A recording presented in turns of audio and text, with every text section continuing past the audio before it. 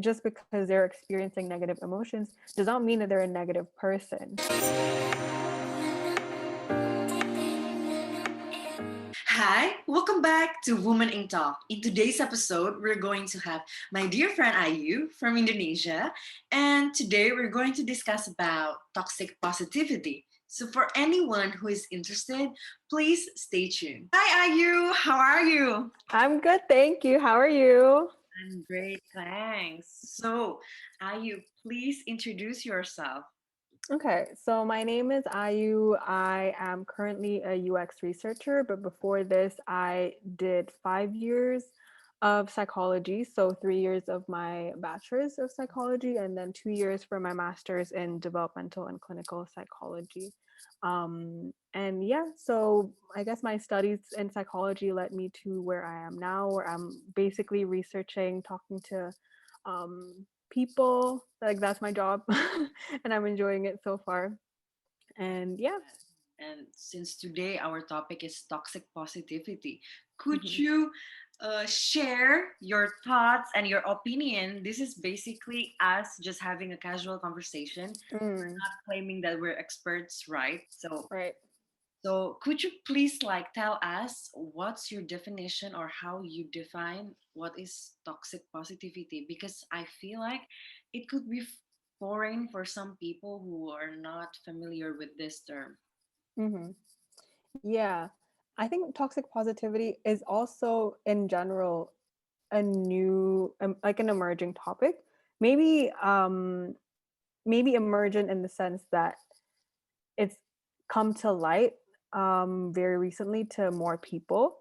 But for me, toxic positivity is the assumption that other people, despite their emotional pain or like difficult situation, that they should only focus on the positive side of the story. So like looking at the bright side. It's almost like, hey, let's ignore the negativity that is here and just like look at the positive side. Like it's like we're not acknowledging the negative side exists at all. Could you give us any example of toxic positivity in our daily life? Hmm. Yeah. So, for example, like, have you ever been in a position where someone comes to you and say like, "Oh yeah, I'm having such a difficult day," and then you find yourself like confused about how to answer them, Mhm. and then you come up with, "Oh, it's gonna be fine," like you're smart, you're capable, like, you can do this. And I'm sure like you've been on the receiving end of that, like someone else saying like, "Oh, it's fine, like this will pass and you'll be okay, like you're smart enough to get through this," and stuff like that. But in my experience, like when someone says that, it's not comforting, to hear like, "Oh, it's fine, it's fine, it's fine," because when you're in an emotional state, it doesn't feel fine. And the other person doesn't know that, but well, if you're in a negative emotional state, it's difficult to look past that emotion that you're feeling right then and there. So I guess, yeah, that would be an example of you just saying like, "Oh, everything's fine, like you're gonna get through it." Actually, without us realizing, it causes harm to ourselves or to other people that we tend to say stay positive or like giving this positive statement. No. Hmm. Yeah, like it's harmful because um you're asking the person to do something that they're not able to do right then and there. And negative emotions is a part of life. Like you can't avoid it. It's gonna be there whether you like it or not. So um whether you want to wish it away by saying everything is fine, it's still gonna be there. Yeah. Yeah. So I think let's first like talk about why toxic positivity appears in the first place. So in my opinion, it's um like a situation where you don't have the tools to respond to negative emotions. Like when you're confused about something, you want to convince yourself that it's not there, basically. So how do you think we should handle toxic positivity? Well, we need to learn the tools to handle negative emotions, right? Um, and if we're talking about how to identify it compared to, for example, just like, um, what's it called? Like supportive comments, then it's all about empathy. So whether or not we're meeting that person where they're at versus imposing our own wishes on that person. So if we say like, "Oh, everything's going to be fine," is that really, do you like, are you wishing that person to be fine so you're comforted, or is it because you think that will legitimately make them feel better? Sometimes maybe people say this positive comment is just to make a shortcut. Mm, Or maybe that's the familiar thing that normally yeah. people would say for this kind of event or situation. People would just normally say this kind of sentences or statements. Mm, However, without us realizing it, actually making a bad or unhealthy habits in our life.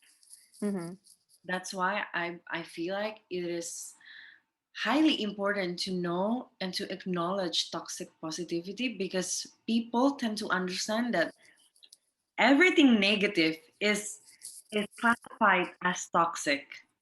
mm-hmm, People tend to forget, or yeah, they don't know that actually being very or extremely positive could be very harmful.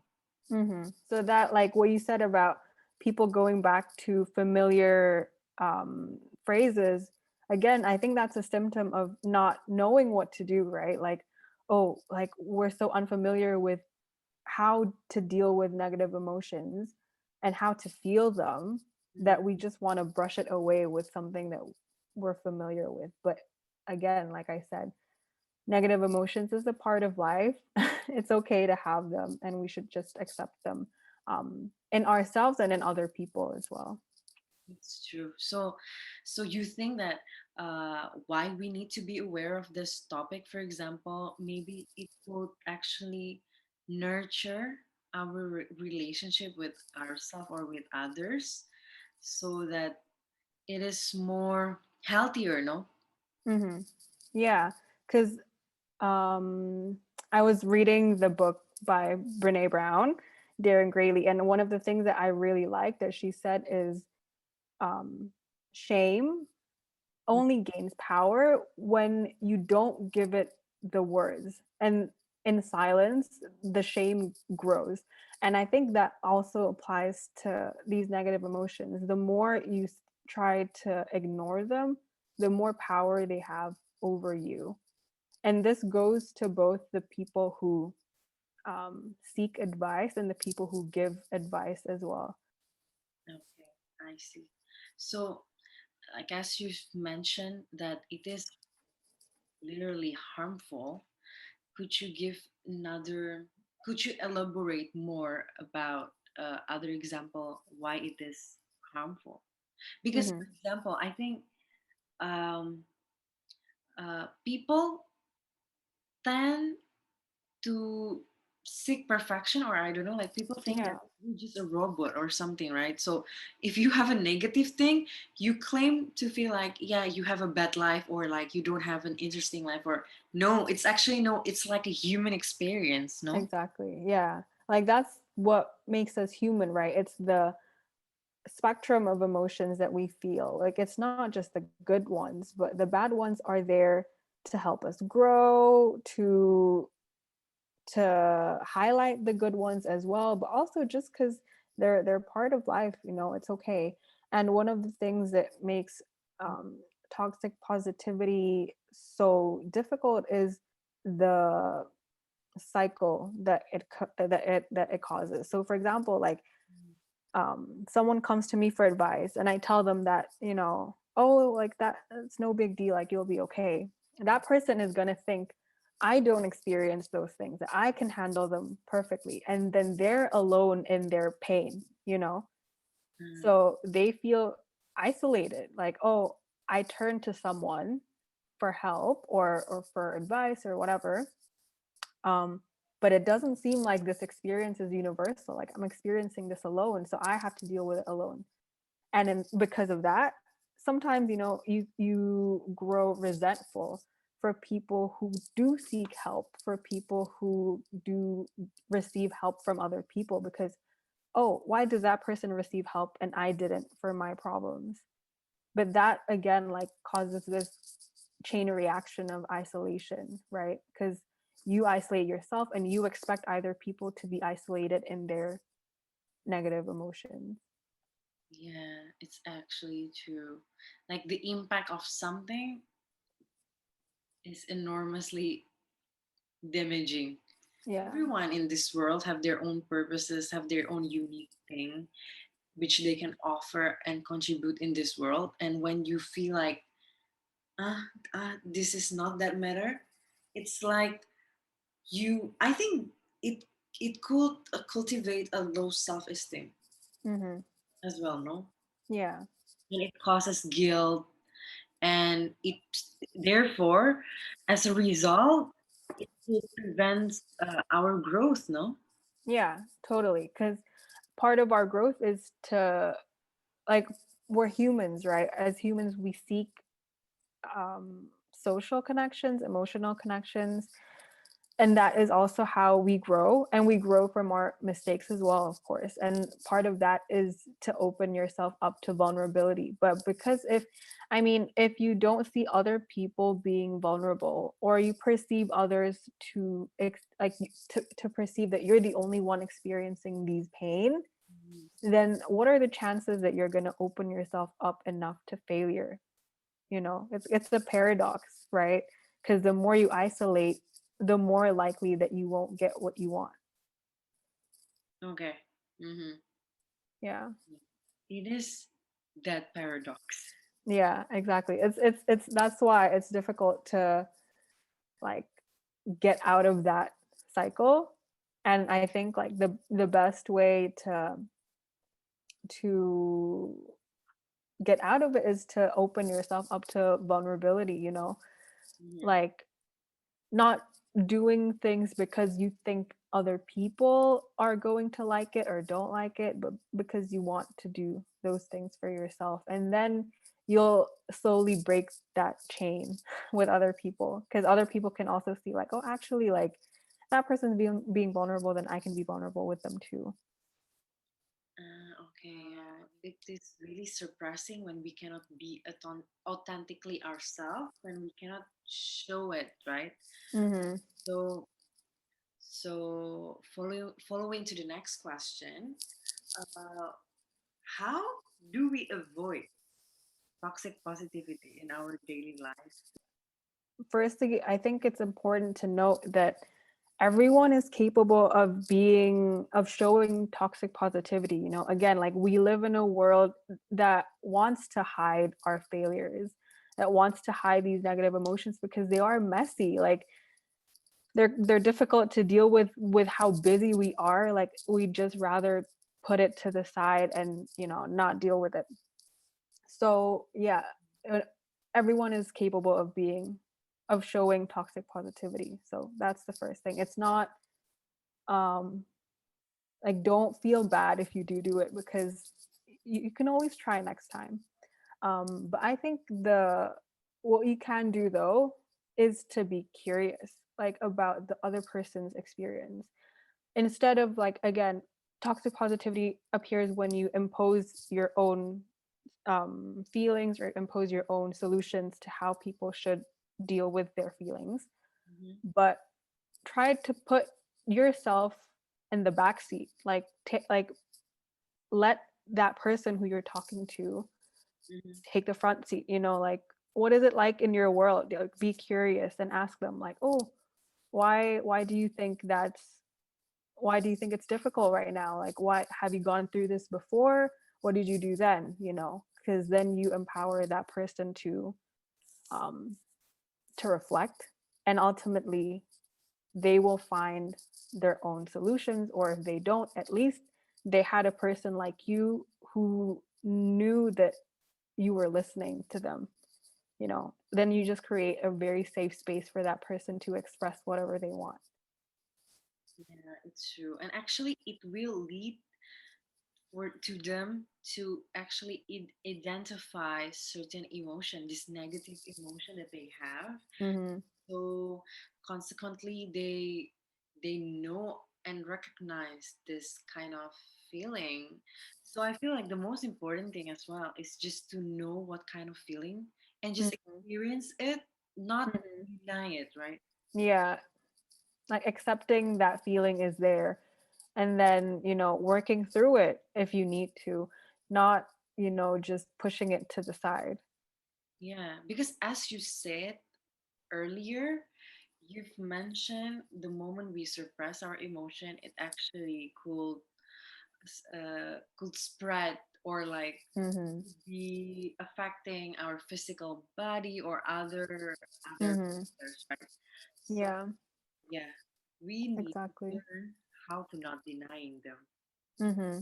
Yeah, and I think the best way is to give them words, like in hiding them, you give them more power to control other parts of your life. Okay. Yeah. How we could actually identify this as a toxic positivity, it's normally because on how people giving their statement. So how could you differentiate between toxic statements versus the non-toxic statement?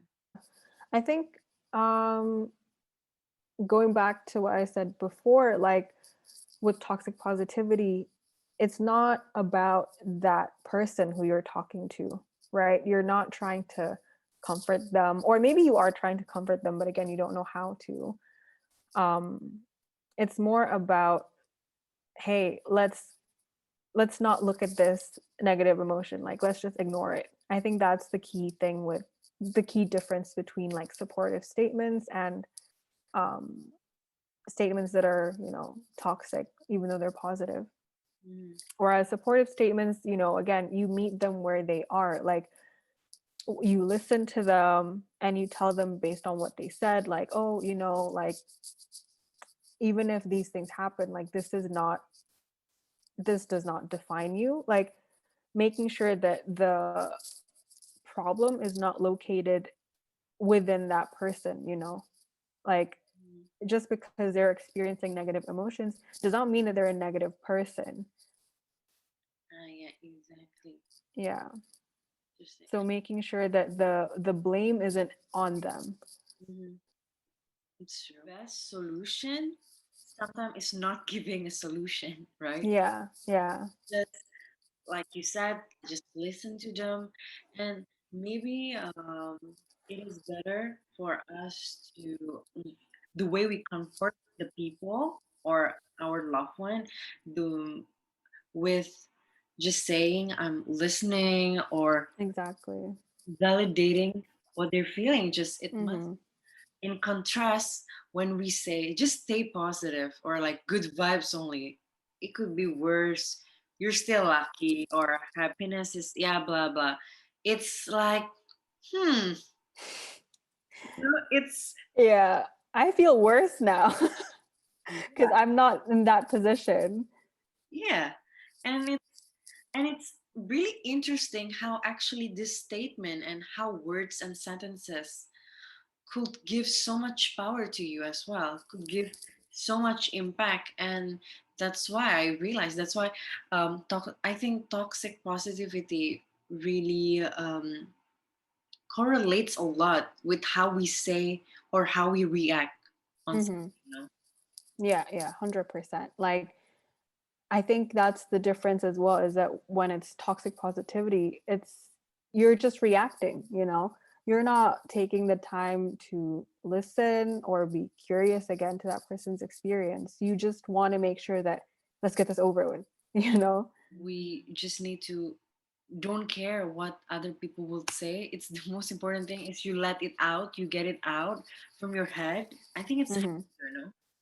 Yeah, it's definitely healthy to do that. And it's also important to realize, I guess, like if you are someone who's seeking advice, Mm, that again, toxic positivity can happen with anyone. Like, just because someone invalidates how you feel, it doesn't mean that your feelings are invalid. It might just be that they don't know how to deal with it themselves. Yeah. And like that's why I think like one of the best ways to mitigate that is to model it, to model it to your circle, like your close ones, that um this is how I can help you if you need help. And like then they know if you come to them for help, that that's how they can help you as well. I think like Mhm. something that I learned in my master's that I really liked, and this is based on therapy with children actually, like how to approach um, children when they're in therapy. And like I don't think people need to be able to do this. Like not everyone are psychologists, but I think it's we can still learn more about how to communicate, and that's basically what psychologists do. Is just that they communicate in a very empathetic way, Mhm. um, and it's called PACE, the PACE model, and it stands for playfulness, acceptance, curiosity, and empathy. And it's basically about how do you handle the things that children come with, like how do you respond to them in therapy. And playfulness is obviously something that we can do as well, but I think it applies more in the therapy setting. But what I think we can do when it comes to toxic positivity or avoiding it is to accept accept that their emotions, they're feeling that, don't try to push it away. And then curiosity as well, yeah, again, like how are you actually feeling and what made you feel like that, so at least they the negative emotion isn't just like a jumbled mess, you start to kind of understand where it's coming from. Mhm. And then empathy, so again, like you're not there as a person to help them.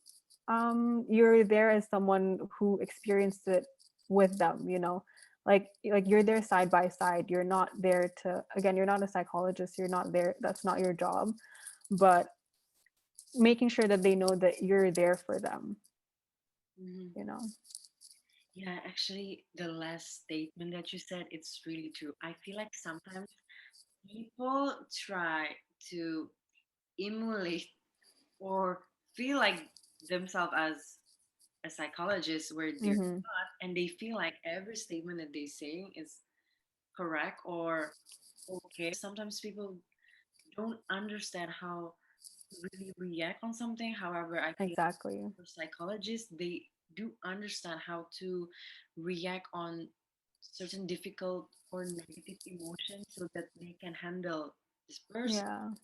So, as you mentioned as well with the empathy, I feel like sometimes when you tell a story with someone and someone simply just say, I understand, it's, yeah, it's totally really, I mean, well, it depends on the story, obviously, but sometimes you're not really experiencing what the person really experiencing. So better just listen to the person, right?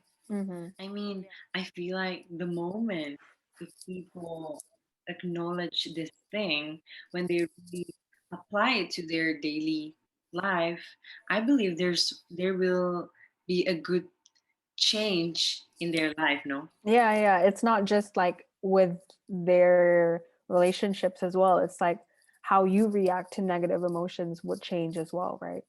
Yeah. Accept that these feelings happen, and like eventually they will pass as well. Like the more you try to avoid it, the more time you give it, because you're it's like unfinished business. Yeah.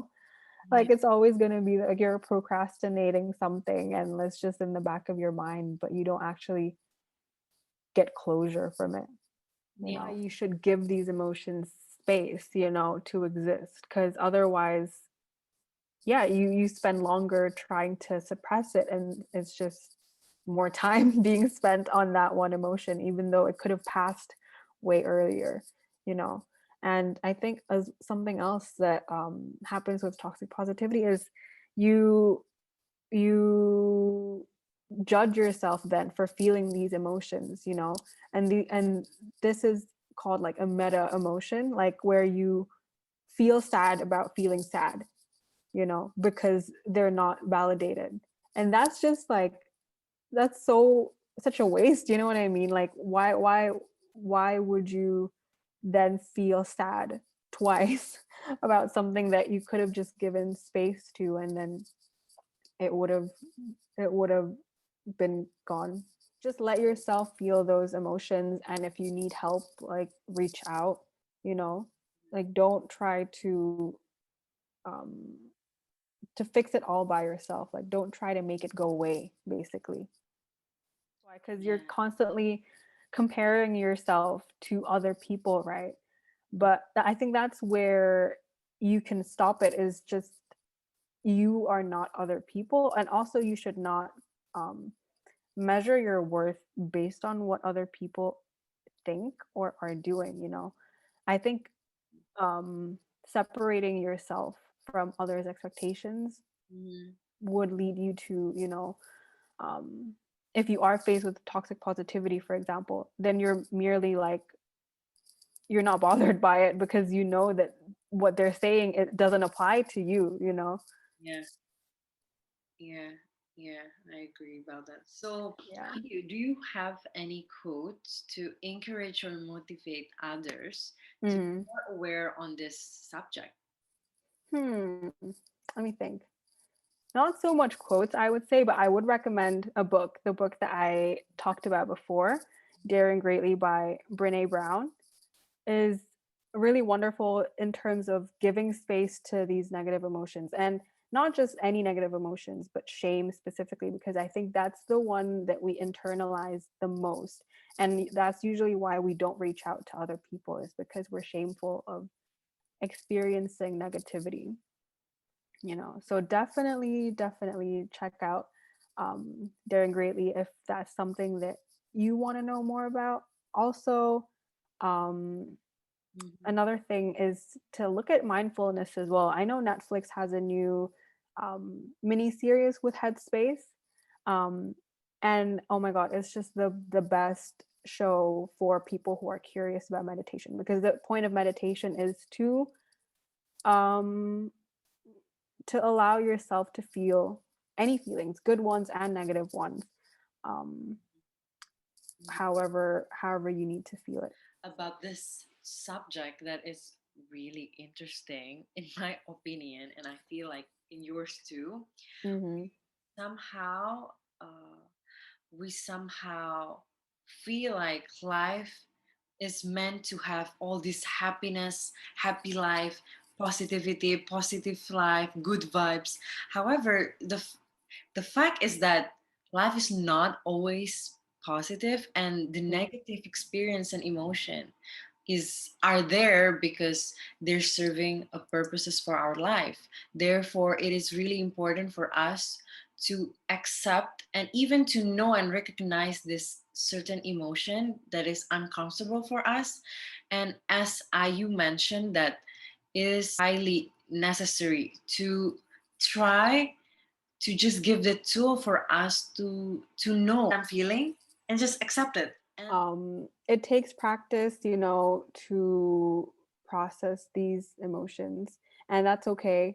Like, you can take your time, um, but know that any effort that you do will be beneficial to you and the people around you as well. so thank you very much, IU, for today, and thank you for sharing your insight, Yeah. for all your tips on how to avoid toxic positivity in our life. Thank you very much. Thank you for inviting me. This was so fun. Yay! Bye. Bye, guys.